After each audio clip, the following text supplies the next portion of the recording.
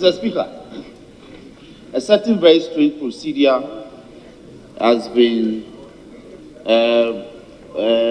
pursued by the presidency, and I speak particularly in respect of the release that was given on the 14th of February in respect of the number of ministers that have been relieved of their duties. Mr. Speaker, let me anchor this matter within the premise of Article 81 of the Constitution. Mr. Speaker, Article 81 of the Constitution is the effect that the office of a Minister of State or a Deputy Minister shall become vacant if A, his appointment is revoked by the President. Mr. Speaker, the President issued a letter publicly indicating the number of ministers that he has, whose appointments he has revoked with immediate effect. Mr. Speaker, the meaning can only be that those number of ministers and the names of the ministers whose names appear on that release, they be immediately relieved of their post. But Mr. Speaker, a very strange happening. The communication proceeded further to say that some 5 ministers whose names appeared among those who have been relieved of their post immediately have rather been reassigned. Mr. Speaker, by operation of law, when the President says that he has revoked your appointment, you are no longer a Minister of State. You are no longer a Minister of State. And so there's no way the President can say that he is reassigning those persons. So I am saying, on the authority of the Constitution, that those persons' appointments have been revoked by the President. But the Constitution mandates him to reappoint them.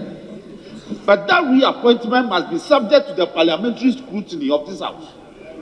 So we are demanding that those 5 ministers that he supposedly has reassigned, they must be subjected to parliamentary vetting. That is the procedure. Those 5 ministers cannot escape parliamentary scrutiny because he used the phrase, they have been relieved of their post with immediate effect. Once the publication has been pushed out, they have exited office. So the presidency cannot, by any stretch of imagination of the Constitution, purport to reassign those ministers of state.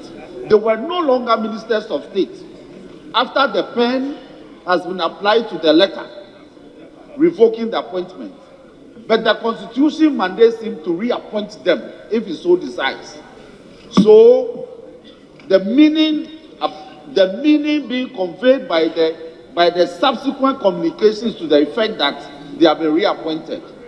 So we are saying that as an organ of state, we will do our duty under the Constitution. We will demand that those 5 ministers of state, their names will further be remitted to Parliament for us to vet them for the appropriate course to be taken. Mr. Speaker, I humbly submit in this matter. I thank you for the opportunity. And Mr. Speaker, let me add that if this call is not heeded, Mr. Speaker, we'll proceed to the Supreme Court for interpretation. Mr. Speaker, let me conclude by quoting holding 3 of the famous J.H. Mensah versus Attorney General in a similar circumstances, and this was what the Supreme Court said. It says that Article 78 and 79(1) of the Constitution 1992, which provided that the President should appoint his ministers and deputy ministers with the prior approval of Parliament, did not draw a distinction between fresh and reappointed candidates. Consequently, both a new or reappointed candidate should obtain the full approval of Parliament.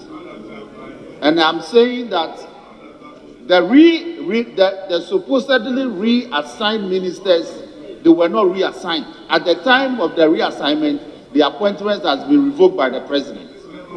Mr. Speaker, I so submit.